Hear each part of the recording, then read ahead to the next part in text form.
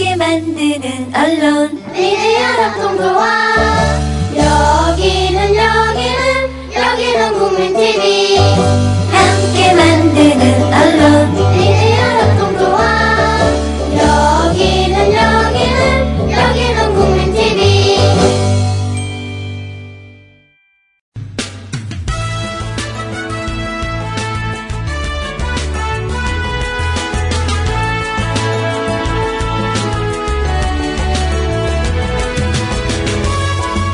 산하의 오역.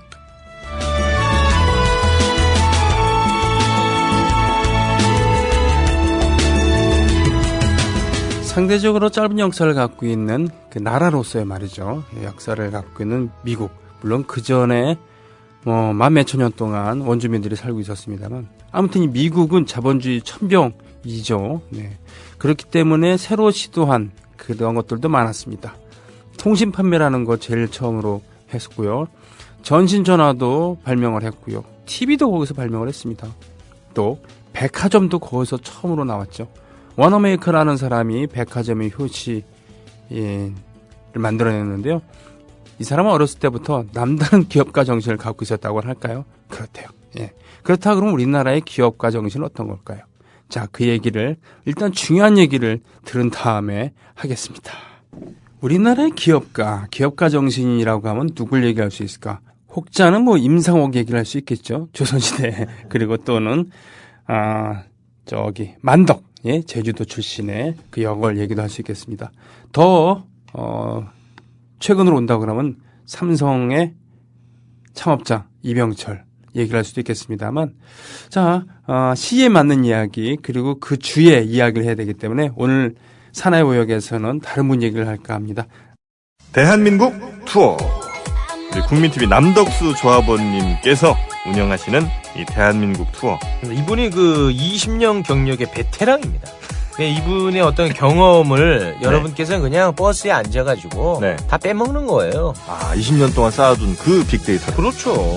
버스가 이제 28인승 최고급 리무진 버스도 있고 45인승 좀 더 많은 분들이 타실 수 있는 이런 버스도 있으니까 고급진 여행도 바로 남덕수 조합원님과 함께라면 가능하다. 네.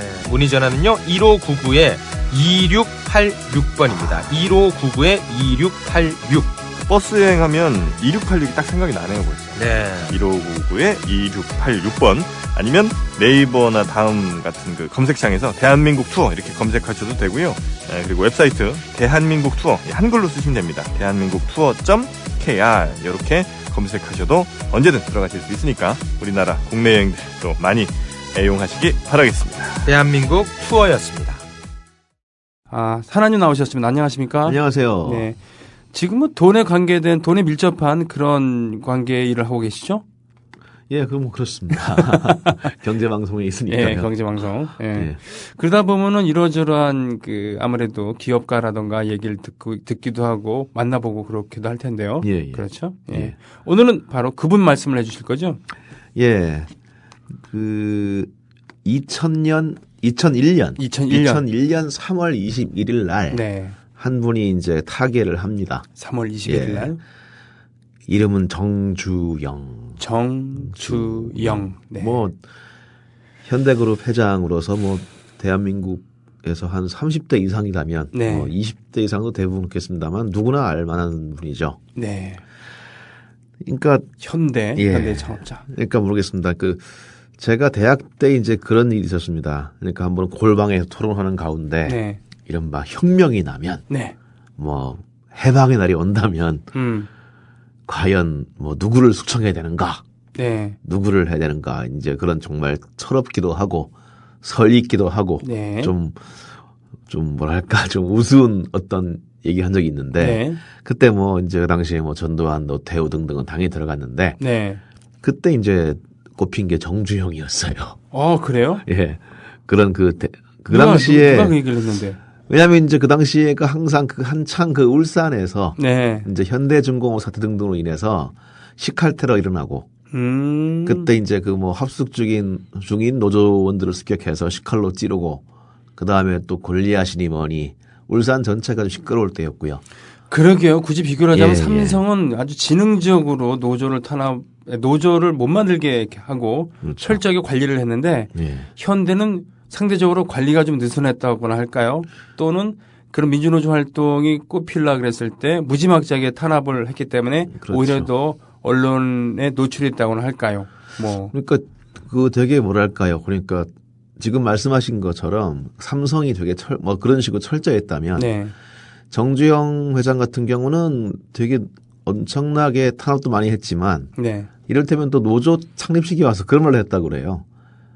노조도 할 것 같으면 현대같이 세계 최고가 되시오라고. 으아. 그러니까 되게 뭐랄까요? 좀 제가 생각할 때는 굳이 표현을 한다면 한국적이라고 그럴까요? 저는 이분을 생각할 때 어떤 미화를 할 마음도 없고요. 네. 그다음에 또 지금 생각을 폄하하고 싶지도 않은 게 네. 사실 이분은 정말 한국 현대사에서 거의 빼놓을 수가 없는 인물입니다. 그러니까 한강 인도교 이제 재건부터 예예. 경부고속도로, 소양강 댐, 뭐 발전소, 뭐 하여튼 거의 모든 분야에서 모든 데에서 이분의 어떤 그 손길이 안 닿은 곳이 없고요.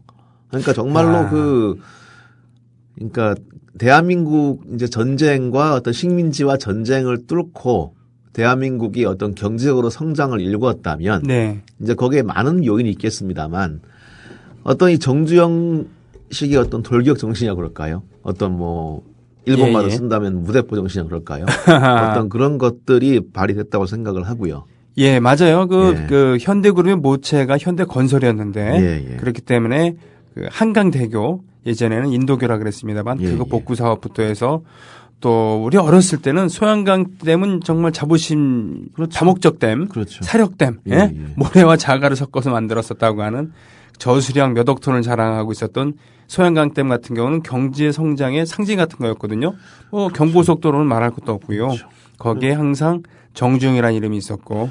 이를테면 유명한 그 서산 간척지공사만 해도 그때 실제로 이제 그 유조선을 갖다가 막았는데 그 아이디어를 낸 거는 이제 정주영 본인이었는데 사실 그때 그 당시에 이제 그 기업의 어떤 어떤 주요한 책임자 그 부회장, 사장님도 되는 분이 엄청 반대했다고 그래요. 토목기술공학 출신의 전문가는 이건 말도 안 됩니다. 근데 이 정주영 회장은 밀어붙였고 성공을 했고. 근데 이제 그 사표를 냈대요.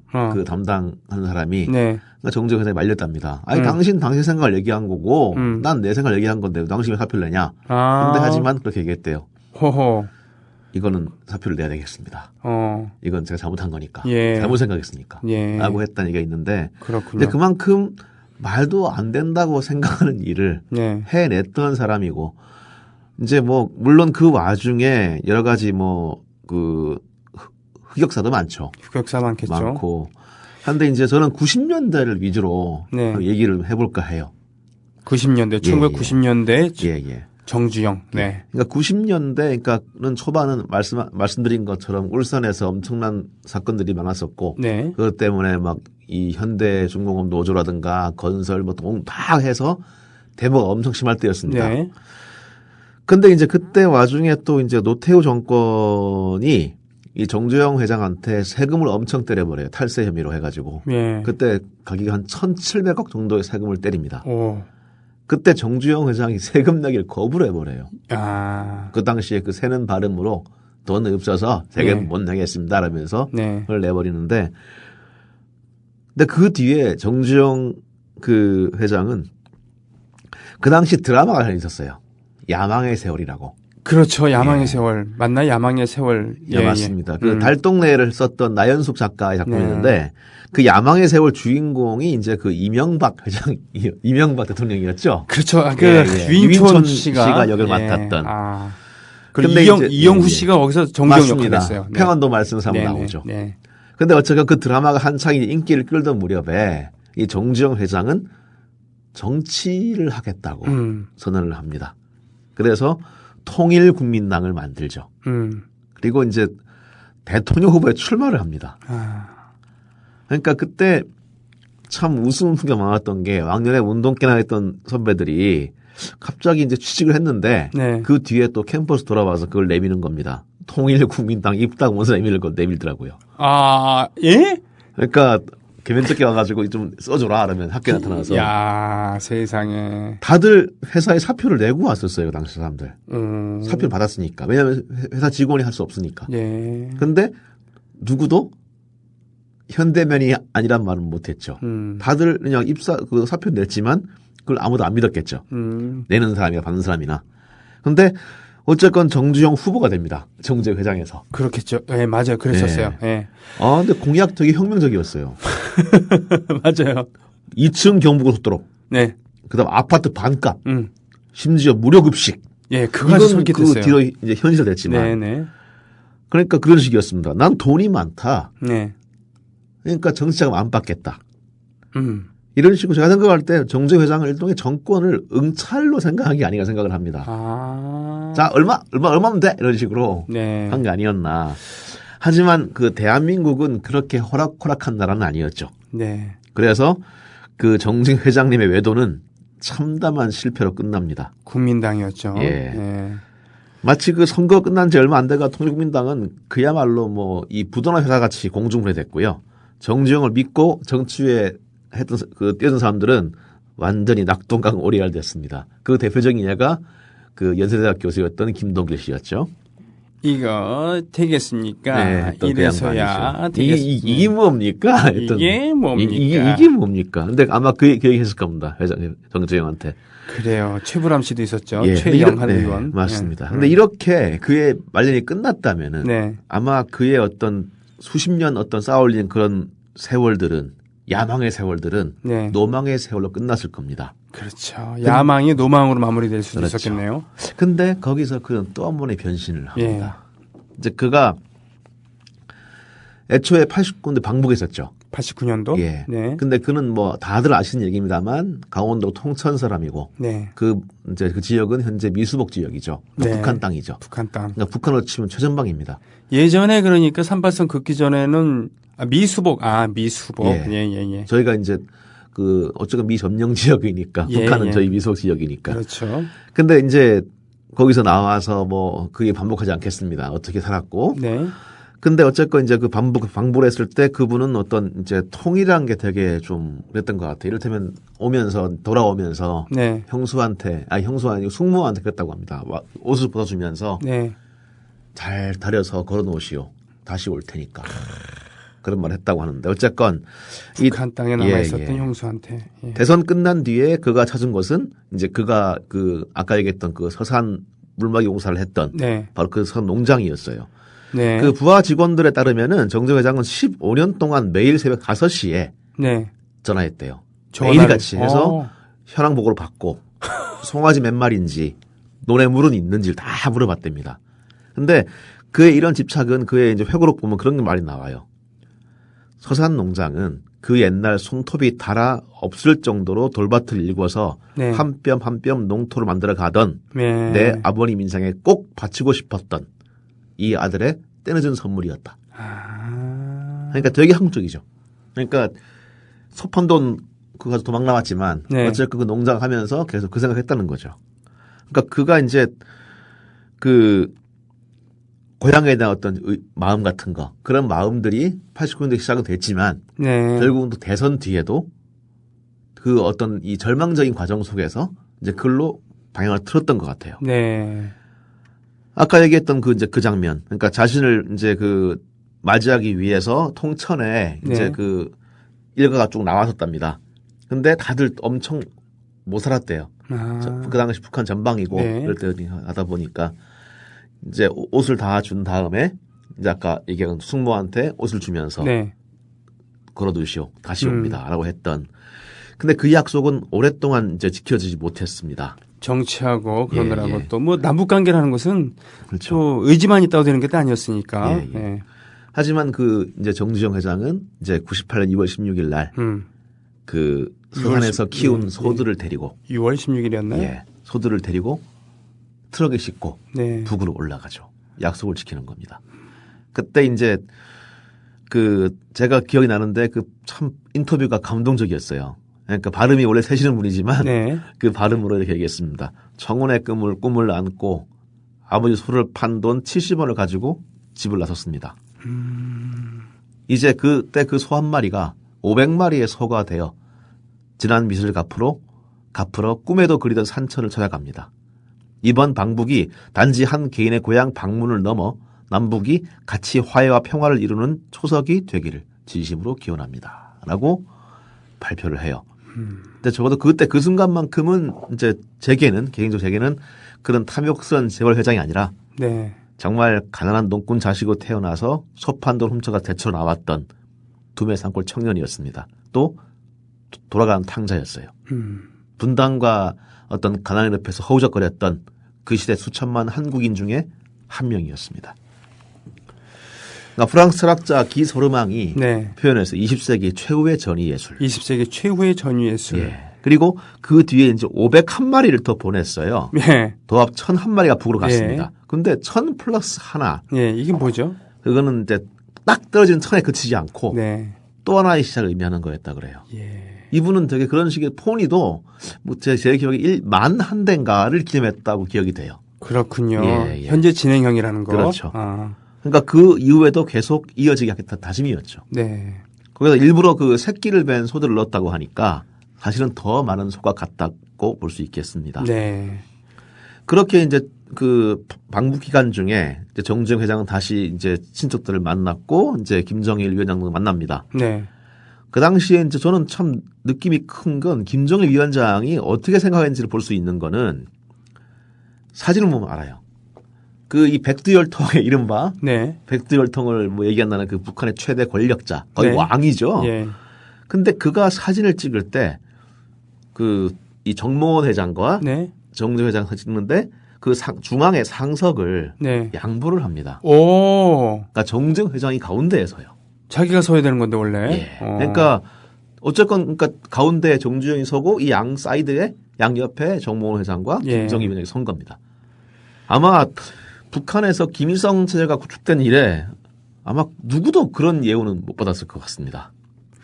100살까지는 살 수 있을 거야. 100살까지 살아낼 거야라고. 예. 그렇게 건강에 자신만만했었는데. 예. 그때 그렇죠? 이제 그 방북 말미 연회에서 네. 이제 북한 측은 이제 노래를 청해요. 네. 정주영 일행한테. 예. 그때 정주영 회장이 택한 노래가 좀 의외입니다. 네. 아침 이슬이었어요. 그래요? 예. 세상에. 정말 그 정주영 회장이 한때 얘기했었죠. 내 눈에 흑이드가 노조 안 된다. 네. 그렇게 얘기한 사람이었는데 아마 그때 그 노조원들이 어깨동무하고 불렀을 그 노래를 부르는 거죠. 긴밤 지새우고 네. 풀잎마다 맺힌. 그러니까 또 그 노래를 하다 보면 또 이 정주영 일생이 또 지나가요. 네. 그러니까 소판돌 훔쳐가지고 나온 청년이 가난을 딛고 일어서면서 돈을 긁어 모으면서 안 돼? 해봤어!를 부르짖던 야망의 세월과 정말 내 맘에 소름이 아라리 맺힐 때 아침 동산에 올라 작은 미소를 배운다. 그러니까 정말 그 파업한다고 노발대발하면서 그걸 깨기 위해서 뭐든 서슴지 않았던 시절과 또 돈으로 나라 서보겠다고 했던 노망의 세월을 거쳐서 나 이제 가노라 저 거친 광야에 서러움 모두 버리고 나 이제 가노라. 그런 그 어쩌면 희망의 세월을 일궈내고 갔다고 볼 수 있겠습니다. 자, 근데 왜 이명박을 취직시켜갖고. 그러게 말입니다. 네. 네, 지금의 나무 봐서는 참 정말 꿈 같은 얘기가 됐습니다. 지금은. 꿈 같은 얘기가 예. 됐죠. 하지만 뭐든지, 그냥 지금, 그 당시 보냈었던 소, 예. 새끼를 쳐서 지금 북한 땅에 있지 않겠습니까? 있겠습니다. 언젠가는 이것이 또 하나의 그 마치 소년 정주영이 예. 소판돌을 가지고 도망쳤는데 수십 년 뒤에 수십만 배로 불어난 것처럼 예, 예. 그래요. 어쨌든 희망을 가져야 되겠다는 생각. 예. 예. 그것이 부질 없지 않기를 바라면서 예, 예. 예, 오늘만큼은 좋습니다. 이 에피소드 20세기 최고의 그런 행위예술이라고 누군가 얘기했었던 방북 소떼 그것을 싣고 갔던 트럭까지 모두 기증해버리기도 했었던 한돌 선생이 만든 소라 노래가 있습니다. 예, 있죠. 그 노래 들으면서 이 에피소드를 마치죠. 예. 저 건너 마을에 장날이라 송아지 끌고 장터 간다 서울 간대야. 맞아요. 지금 한돌 선생의 목소리가 이렇게 투박했습니다. 유리벽, 터, 그렇죠. 불씨 이런 많은 좋은 곡들을 만들었죠. 사나님, 군대에 어떻게 하셨어요? 군대 얘기 나오면 제가 뭐 할 말이 없으면 저 방이었습니다. 넘어가시죠. 그냥 그 정도로. 아니, 그게 뭐 어때서요? 하도만 구박고 나서. 그러면 면제 지금 아니죠. 지금 뭐, 전 현역 나왔는데, 저는 그래서 일찌감치 이 나라에서 공직을 맡는다는 거, 포기했습니다. 왜요? 네? 왜요? 이 땅에서 고위급으로 올라가려면은, 면제 받아야죠. 그렇군요. 예. 뭐 단기 사병이라고 불렸던 방이 생각해보니까 그건 자기 탓이 아니었는데, 그러니까 돈으로 또는 권력을 이용해서 방위로 빠진 게 아니었으면 방위를. 또 저희 때는 되게 인구가 많았거든요. 네. 그래서 방위가 되게 많았습니다. 그러니까 71년생 곧 언저리가 가장 인구가 많다고 하죠. 그러니까 제가 70년생인데. 그러니까 되게 자원도 많았었습니다. 방위도 많았었고. 그래서 뭐 지금 봤을 때는 그냥 현역으로 입대를 했어야 되는데 당시 자원이 많아서 그럴 수도 있습니다. 축하드립니다. 솔직히 부럽습니다. 네. 하면 그 현역을 다녀왔는데 중위라는 계급 말이죠. 네, 중위 소대장. 네, 보통 소위로 시작을 하지만 소위 소대장도 있습니다만 한 1년 정도 지나면 중위가 되니까 그렇죠. 그때쯤 되면 제법 간부 티가 나고 그렇죠. 네, 장교스러운. 그러니까 신빙 소위가 왔다면 처음엔 되게 막 돌리고 그러는데 그렇죠. 실제로 90년대에는 웃지 못할 사건이 있었던 게 그 장교 길들이기에 견디다 못한 소위들이 탈영을 한 적이 있었습니다. 그래요? 예, 장교들이. 사병들을 탄압에 못 이겨서. 실제 사건이었습니다. 예. 그래도 중이 밥풀 2개 되잖아요. 그러면 대우해 줬어요. 그럼요. 예, 그다음부터는 아무리 능글 맞은 그리고 지랄 맞은 그런 현역병이라도 제대로 대우해 줬습니다. 장교 이제 명실상부 장교다 하는 식이었겠죠. 물론 군기가 강한 그런 부대라고 하면 상상도 못할 일이었습니다만 계급 이전에 짬밥이라는 것 이런 것이 분명히 있었던 그런 얘기기도 했습니다.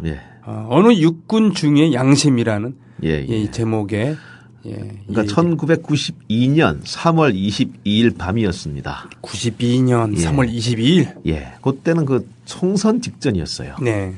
그러니까 근데 그 서울 종로의 공명선거 실천 시민운동연합 사무실에 정말 준수한 외모의 한 육군 중위가 등장합니다. 그는 백마부대. 저기 그 일산 쪽에 있는 이제 구사단 28년대 소속이었습니다. 백마부대. 예. 근데 그 사단은 그 12년 전, 그 당시로 또 12년 전 바로 1980년도에 노태우 소장의 명령으로 서울로 왔던 부대입니다. 그러니까 한국 민주주의를 밟았던 부대죠. 근데 바로 그 부대 소속이었는데 그 중위가 임지를 떠나서 서울에 온 이유는 급대연청 반대였습니다. 그는 이제 기자회견을 통해서 군 부재자 공개투표, 중간 검표 등 군대 내에 어떤 자행됐던 부정선거를 고발했습니다. 여당 후보를 지지할 것과 공개투표를 강요했습니다. 장래에 대한 불안으로 적잖은 갈등을 느끼고 있고 무엇보다 동료, 선배 장교들에게 돌아갈 불이익 때문에 가슴이 아픕니다. 라고 얘기를 했어요. 이지문 중위. 이지문 중위였습니다. 이름이. 근데 이지문 중위는 고려대 87학번입니다. 그러니까 제 학교 선배기도 한데요. ROTC로 입대를 임관을 한 거죠. 그 정액과인데 그 과 동기들 말로는 이지문 중위는 87년 6월 정도에나 데모를 나가 봤을까. 그 외에는 전혀 운동권도 아니었고 그냥 수업 잘 들어가던 범생이었다고 합니다. 하긴 저도 그 학교를 나왔습니다만 그 당시 학교에서 ROTC를 한다는 것은 뭔가 좀 뭐라 그러나 특히 정형외과 같은 데서 ROTC를 지원했다는 것은 별로 그렇게 흔한 일이 아니었고. 그렇죠. 그래서 저도 그 선배 얘기가 기억이 나요. 제 선배 얘기가 또 한 사람도 왜 지문이가 왜 그런지 모르겠다라고 얘기하더라고요. 그만큼 ROTC를 그 당시에 지원하는 분위기가 아니었는데도 불구하고 지원했다는 것은 그만큼 조용했다는 얘기고 그리고 체제 실용적이었다는 얘기거든요. 그렇죠. 데모 많이 하는 학교 게다가 정형외과였는데. 그렇죠. 근데 그런 성격의 그런 오히려 내성적이었다는 그런 육군 장교가 어떻게 군대 안에 선거 부정이라는 그런 물론 공공연한 비밀이긴 했지만 또 절대 있을 수 없다라고 얘기하던 그런 치부를 폭로했을까. 근데 그분도 고민이 많았던 모양이에요. 이제 그분은 이런 얘기를 합니다. 어떻게 내가 그런 사람이 됐을까? 네. 저도 설명이 잘 안 됐습니다. 얘기해요. 근데 밤차를 타고 올라오다가 그 이제 앞자리에 여자가 앉아 있는데 네. 그 바로 옆에 또 이제 술 취한 남자가 앉은 겁니다. 그러니까 자꾸 치근댔다는 거예요. 그래요? 그러니까 할 수 없이 제가 그 이제 이지문 중에 일어나서 네. 자리를 바꿨대요. 그 옆에 간 거에 앉았죠. 네. 근데 또 가다 보니까 겁이 났대요. 네. 아이고 혹시 뭐 어떻게 술 취한 김에 나한테 시비 걸면 어떻게 할까? 네. 내가 싸움 잘한 것도 아니고 그냥 내가 딴 데 있으면 되는데 네. 괜히 그런 거 아닌가? 근데 바로 부정선거 고발도 그런 거였다는 거죠. 그러니까 딴 자리에 있으면 가만히 있어 될 일이라는 거예요. 제가 생각할 때 그분이 육군 병장이었다면, 네. 그 어디 뭐 그냥 제대할 육군 병장이었다면 아마 없었을 것 같아요. 그냥 눈 딱 감고 그냥 1번 찍어주고, 네. 어이구 이 병장 이거 갔다 와. 그렇죠. 그 말 들으면 뭐 되는 거죠. 네. 근데 문제는 이지문 중위가 장교였던 게 문제였어요. 장교. 그러니까 충성 명예의 단결을 부르짖는 네. 대한민국 육군 장교였던 게 문제였던 겁니다. 그러니까 이지문 중위는 과연 그 행위가 누구에 대한 충성인지, 네. 얼마나 군의 명예를 실추시키는 일인지, 네. 나아가 그 옹졸한 단결 아닌 담합이 무엇을 위한 것인지에 대해서 의심한 거죠. 어떻게 보면 참 고지식하다 갈 수 있겠군요. 그렇습니다. 그렇죠. 네. 이 대한민국 국방부는 역시 단결로서 맞섭니다. 전 부대원 수백 명이 서명을 해요. 예. 그런 일 없었음. 그런 일 없었음. 당연하죠. 예. 예. 또 온갖 혐의를 뒤집어 쓰고 불명예 제대로 합니다. 군대 방위 출신은 모를 수도 있습니다만 예. 현역 출신들은 알아요. 당연히 이랬을 거다라는 예. 거. 예. 확정되어 있던 대기업 입사 또한 없던 일이 돼요. 세상에 별색 그룹이었네요. 예. 와. 그러니까 이게 뭐 참 본인은 엄청난 불이익이었겠죠. 인생을 바꾼 거였겠죠. 그러니까 이 장교로 군복무를 마치는 것 어차피 갔다 와야 될 거라고 했을 때 장교로 다녀온다는 것은 그만큼 능동적이다라고 할 수도 있겠습니다만 예. 그 지금 따지면 미래 스펙을 위해서 그렇죠. 상당히 탁월한 선택이죠. 예를 들면은 저희 과의 후배들 중에 현대가의 자녀가 있었어요. 아. 예. 걔도 ROTC를 선택했어요. 예. 그래서 잘 다녀와서 지금 잘 나가고 있습니다. 네. 그러니까 ROTC들을 선호하는 기업들이 많았고 그리고 또 사병으로 복무하는 것과 장교로 복무하는 건 분명히 다르니까요. 이지문 중위도 아마 그런 미래에 대한 착실한 투자. 예. 물론 이제 플러스 명예 뭐 이런 것도 있었겠습니다만 그렇게 군대를 지원했는데 결국은 그 자신의 양심은 다른 쪽으로 가리키고 있었던 것이죠. 예. 이런 양심과 용기는 결국 이제 군 부지와 투표 갖다가 어떤 제도를 개선하는 데 큰 기여를 하고요. 네. 이제 결과적으로 사실 그 의미를 설명하자면 간단한 수치나 들겠습니다. 네. 5년 뒤에 대통령 선거에서 김대중과 이회창 후보의 차이는 50만 표였어요. 아. 우리 군대 몇 명이죠? 70만. 70만이죠. 70만 대군. 70만 대군이 만약에 거의 일제히 1번을 찍었다면 바뀔 수 있는 상황이었습니다.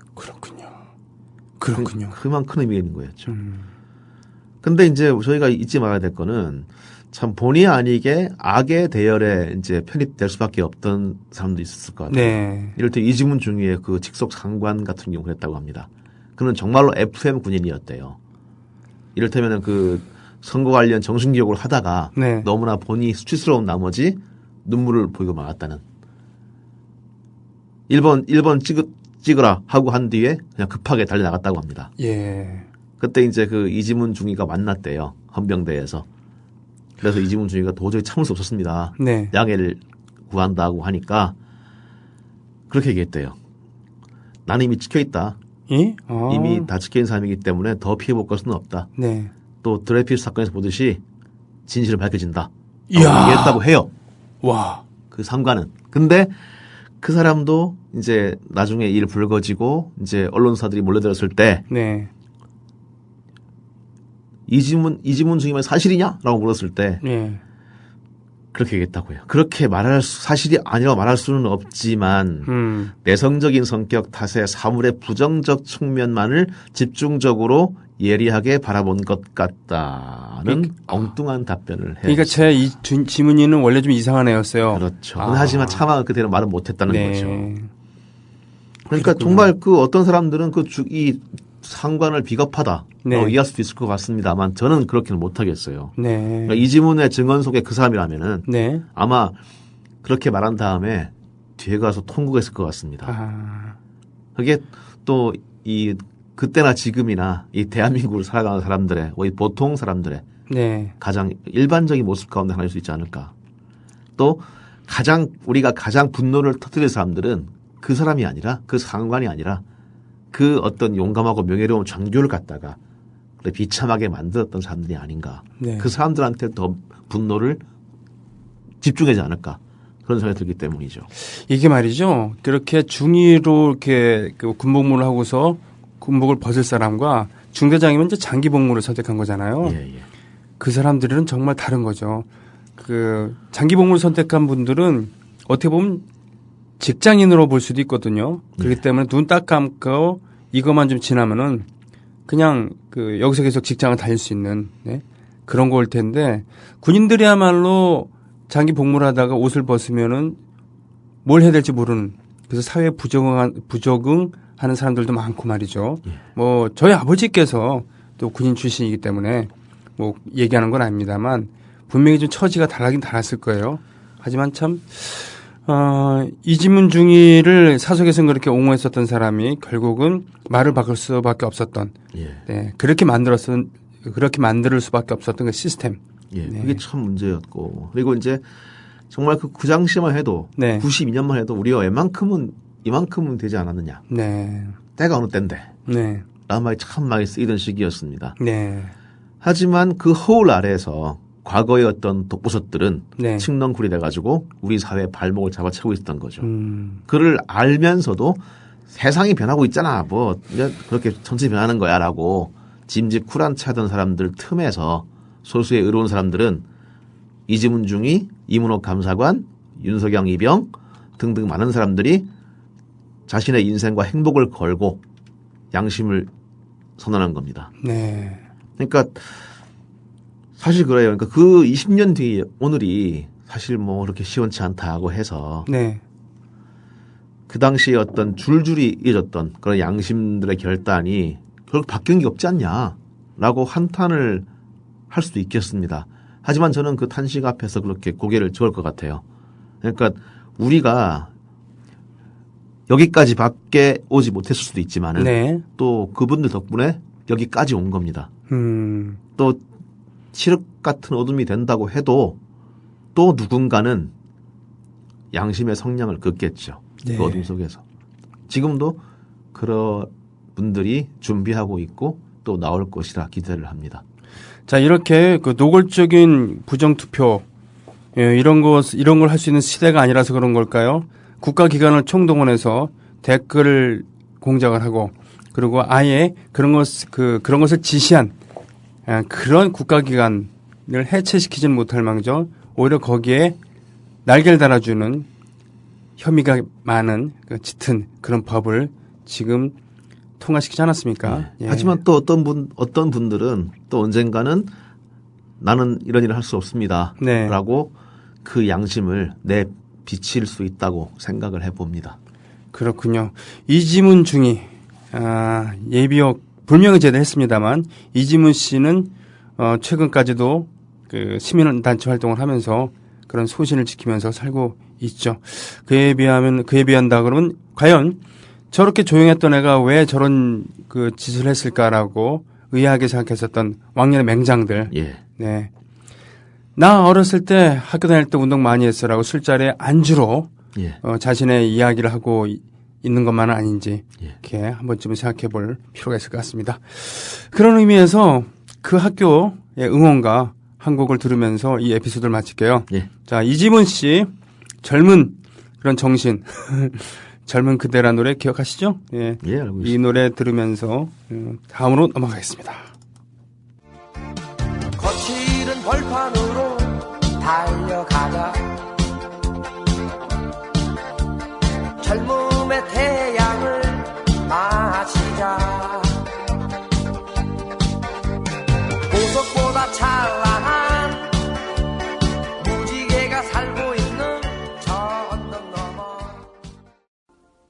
네. 양심을 지킨 대가로 거기에 앙심을 품은 세력에 의해서 탄압을 받았고 불명예 제대를 했었던 이지문 중에 대한 이야기였습니다. 오늘 보자. 그 혹시 예, 예. 사나님 마리아치라는 장르에 대해서 아세요? 마리아치요? 마리아치. 마리아치? 들어본 것 같습니다. 예, 뭐냐면 멕시코에 예, 예. 꿍짝짝 하는 그 음악 있잖아요. 예, 예, 나팔 예, 많이 예. 들어가서 빠라바라바 하면 이게 예. 이게 그 고유의 그런 그 토속적인 예, 예. 그런 음악적인 전통 플러스 성모 예. 마리아를 찬양하는 예. 그런 거래요. 예. 그 마리아치라고 하는 그런 멕시코의 그런 장르 이런 건데 뭔 얘기를 하려는 거냐면은 종교라는 것은 예. 사실 우리가 알고 있는 대한민국의 불교 이것이 불교의 원류와 똑같다고 할 수는 없는 거잖아요. 예. 그렇죠? 그렇죠. 예. 그래서 하여튼 뭐 우리가 천주교라고 했을 때 전 예. 세계가 똑같다고 할 수도 있겠습니다만 또 아니기도 하잖아요. 그렇죠. 다양하죠. 예. 해방신학이라는 것은 분명히 남미의 특수적인 상황에서 나온 거죠. 예, 발전하기도 하고 그랬을 텐데 예. 오늘 보니까 인물 위주로 가고 있는데 예. 처음에 정주영 얘기를 했었고요. 예. 두 번째는 이지문이었습니다. 예. 자, 다음번에는 해외 인물 한번 해외 볼까요? 인물. 예. 예. 1980년 3월 24일 날 1980년 3월 24일 남미의 그 중남미의 나라 엘살바도르 네네. 나라에서 한 주교가 이제 순교합니다. 제가 순교란 표현을 쓴 것은 그러니까 그분이 섬기던 어떤 종교 그 가르침에 걸맞는 죽음했다는 뜻입니다. 그러니까 엘살바도르. 이제 원래 그 나라 이름 자체가 그 스페인 말로 구원자 하나님이라는 뜻입니다. 엘살바도르라는 말 자체가. 살바도르라는 게 구원자 하나님이라는 뜻이라는 거예요. 뭐 영어로 하면 그 살브인가요? 뭐 되겠죠? 비슷한 말이 있습니다. 셀비지 뭐 이런 거. 셀비지. 그러니까 그런 뜻인데. 엘은 하나님이고요. 그러니까 이 나라의 그 수도는 산살바도르. 이건 이 뜻은 성스러운 구세주라는 뜻입니다. 그러니까 세인트 살바도르겠죠. 근데 이 어떤 그런 거룩한 나라 이름을 가진 나라와 도시에 그 엘살바도르 산살바도르의 병원 성당에서 이제 미사가 진행 중이었어요. 그러니까 말기암 환자들이 주요 이제 그 참제자들이 그 신자들이었고 그 집전하신 분은 대주교였습니다. 오스카 로메로. 예. 근데 한창 이제 미사를 이런 도중에 갑자기 총소리가 울렸고 비명이 이어졌고 대주교가 사제복을 피로 묻으리면서 쓰러집니다. 성당에서 총격 사건이 발생하고 대주교가 거기서 세상에. 그러니까 죽기 전날 하루 전날 그는 이제 그 당시 엘살바도르 군부 독재 정권에 보내는 메시지에서 이렇게 얘기합니다. 형제들이여, 그대들 또한 우리와 같은 민중입니다. 당신들은 당신의 형제인 농민을 죽이고 있습니다. 어떤 군인도 하나님 뜻에 거슬리는 명령에 복종해서 안 됩니다. 지금이야말로 양심을 되찾아 죄악으로 가득한 명령보다는 양심에 따라야 할 때입니다. 하나님의 이름으로 아울러 날보다 더한 고통을 받아 그 부르짖음이 하늘에 닿은 민중들의 아픔으로 나는 부탁하고 요구하고 명령합니다. 탄압을 중지하시오. 라고 하는데 이거는 거의 군부한테는 명령합니다. 나를 쏘아 죽이시오. 라고 하는 말쯤 들렸겠죠. 그 당시 엘살바도르란 나라가 그렇게 어떤 나라였냐면은 엘살바도르 14가문이 있다고 합니다. 14가문. 14가문? 이 가문이 전체 경작지의 6할을 소유했다고 해요. 세상에. 그러니까 그 사람들이 서로 끌어주고 뒤에서 밀면서 나라의 행정, 입법, 사법, 군대, 경찰을 다 장악한 나라였습니다. 그러니까 소작인들이 굶어 죽지 않기 위해 싸워야 된 나라.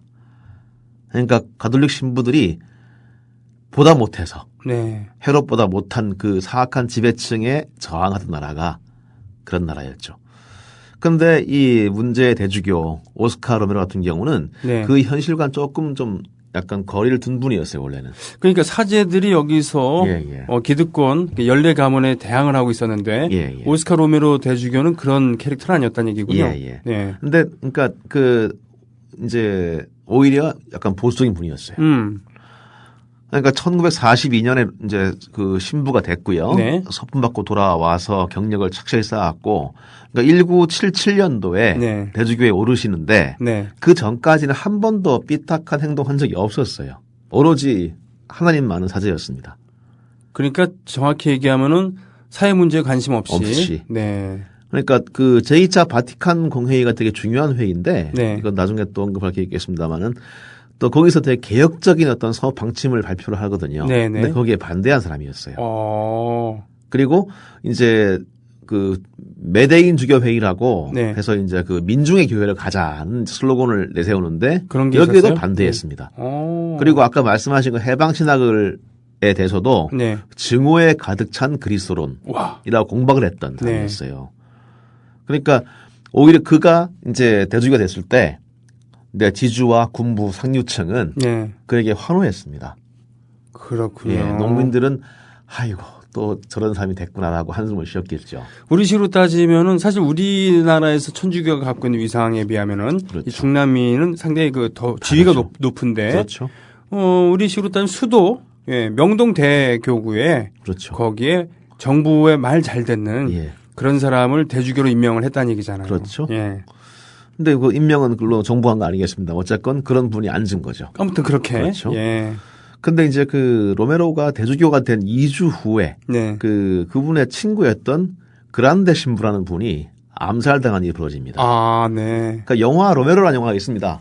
아, 그래요? 예, 있는데 그 유명한 영화인데 거기서 이제 이 신부가 나와요. 거기서 이제 이런 대화를 합니다. 로메로는 친구와 함께. 그러니까 로메로가 얘기를 해요. 저기 주교님께서는 그 윗분께서는 신부님이 너무 과격하다고 하십니다. 그러니까 충고를 하는 거죠. 그래서 이제 그란드가 얘기해요. 신부님은 어때요? 라고 묻습니다. 네. 근데 답을 하죠. 로메로께서.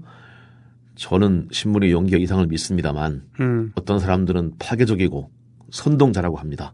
아, 그란데 신부한테? 예, 이렇게 신부를 얘기해요. 예. 근데 그 신부는 이렇게 답합니다. 예수님께서는 구름 속에 계시지 않습니다.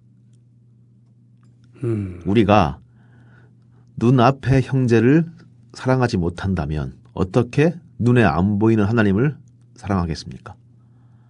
라고 얘기를 하죠. 생각해보니까 예수 그리스도는 사실 정치범으로 처형을 당한 거잖아요. 십자가형을 당하죠. 예, 그러니까 선동가였기 때문에. 그렇죠. 예.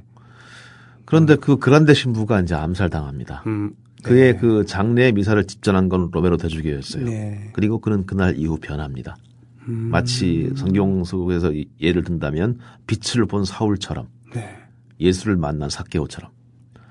그러니까 보수파들의 환영을 받으면서 해방신학을 증오로 뭉친 그리스도론이다라고 폄하했던 대주교는 군의 만행을 규탄하고 이제 그 군부에 피살된 사람들의 이름을 부르짖고 네. 또 실종자 어머니 모임 만들고 네. 시민인권위원회를 만들어서 민중 억압하는 사건들을 기록하며 또 그 사제들한테 신자들에게 여러분은 성령께서 기름 부어 뽑아 세우신 예언자로서 하나님이 놀라운 일을 세상에 알려야 합니다. 세상의 선한 일들을 자랑하고 성심을 다해 악을 고발해야 합니다. 라고 얘기하는 이른바 우리식으로 하면 골수 운동권 사제가 된 거죠. 아니, 우리는 이런 분을 알고 있잖아요. 저희는 많죠. 예. 그 문익그 목사님 같은 경우도 그렇죠. 젊은 시절, 그분이 직접 육성으로 남긴 게, 윤동주가 그렇게 갔을 때도 참았는데, 친구 장준하가 또 그렇게 가니까 못 참았다라고, 그렇죠. 절친 장준하가 실질적으로 그 유신 정권에 의해서 타살을 당했을 때, 히브리어의 권위자였고, 공동 성서 번역에도 참여를 했었던 그런 얌전한 신학자가 바로 세상에 나온 거 아니겠습니까? 그렇습니다. 운동권 목사가 된 거 아니겠어요? 그렇죠. 그 당시 이제 그 사람 잡는 거를 정말 파리 잡는 것보다 쉽게 하던 군부 정권은 되게 놀랐겠죠. 아마 똑같이 얘기했을 겁니다. 한국의 누구같이. 대주교님, 카이사의 것은 카이사에게 돌리고 교회에 하셔야죠. 라고 그렇게 하게 됐을 것이고 사제복을 벗고 정치하세요. 라고 하게 됐을 것이고요. 또 정말 재미없습니다. 라고 협박일 수도 있겠고요. 사실 그런 건 저희도 막 있지 않습니까? 그렇죠. 하지만 로메로는 구람이 없었고 폭력이 숨쉬기처럼 일반화된 나라 그렇게 표현을 했습니다. 그 나라를 갖다가 네. 그 나라에서 불의에 대항해 싸운 일을 멈추지 않았습니다. 이 대주교가 미국에 되고 더 이상 엘살바도르에 무기를 제공하지 말라는 네. 말까지 했다는 게 알려지자 마침내 군부는 결심했던 것 같아요. 그래서 1980년 3월 24일 로메로는 순교합니다. 1980년 봄이었군요. 예. 네. 그러니까 정말 그 오랜 기간 동안 참 힘준 자들의 종교였지만 그 태동은 수고하고 무거운 짐진 자들과 가난한 자, 핍박받는 자들을 위한 가르침이었던 기독교는 그 창시자가 태어난 지 1980년 뒤, 1980년 뒤 또 하나의 어떤 순교자를 추가합니다. 남미에서. 로메로의 친구였던 그란데 신부의 말처럼 예수님은 구름 위에 계시지 않고 네. 우리의 왕국을 함께 건설하신다. 네. 사실 그 말에는 주기도문이 녹아 있는 거죠. 예. 뜻이 하늘에서 이루어진 것 같이 땅에서도 이루어지다. 그 기도문 그대로 네. 하나님 뜻은 결국 죽어서 천당 가기 위해 애쓰란 것이 아니요. 네. 그 뜻을 땅에 펼치고 그 나라에 가까운 나라를 만들어라. 는 그런 가르침일 겁니다. 네. 바로 우리 일부 기독교나 일부 가톨릭 사제님들, 목사님들이 그렇게 하고 있는 것처럼 말이죠. 노동자를 돕고 농민들을 돕고 철거민들과 함께 하고 말이죠. 예. 지금은 일반적인 기독교와 가톨릭이 변한 것 같습니다만 어쨌건 그 로메로 주교 같은 경우는 그 죽음을 거의 제가 생각할 땐 예상하고 있었던 것 같아요. 네. 그는 이런 강론을 합니다. 그들이 나를 죽이는 데 성공한다면 당신은 내가 그들을 용서하고 축복하며 죽었다고 얘기해 줬습니다. 그래서 저들이 시간을 낭비했구나 라는 확신을 갖게 되기를 바랍니다. 한 주교는 죽지만 하나님의 교회, 즉 민중은 결코 사라지지 않습니다. 라고 강론을 했다고 합니다. 하나님의 교회, 즉 민중은 결코 사라지지 않을 것입니다. 참다운 보수주의자이기 때문에 결국은 박 정권에게 한걸 했었던 그런 신자였던 카톨릭 신자였던 장준하 선생이 그렇게 돌아가셨죠. 네.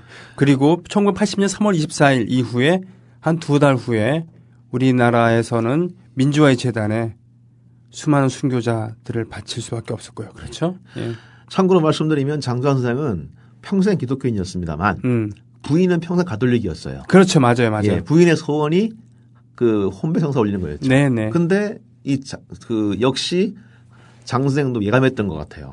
죽기 얼마 전에 그 부인의 소원에 따라서 개종을 하고 그 가톨릭식으로 혼배성사 올리고 가셨다고 합니다.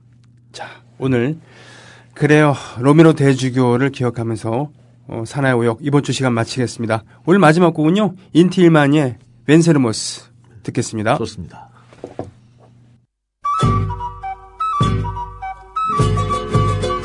Desde el hondo crisol de la patria se levanta el clamor popular, ya se anuncia la nueva alborada. 국민 라디오 팟캐스트 응원하는 가장 쉬운 방법 아시나요? 다운로드하기, 별점 주기, 댓글 달기, 구독하기. 국민 라디오 팟캐스트 널리 알리는 가장 쉬운 방법. 다운로드하기, 별점 주기, 댓글 달기, 구독하기. 기억하세요. 다운로드하기, 별점 주기, 댓글 달기, 구독하기.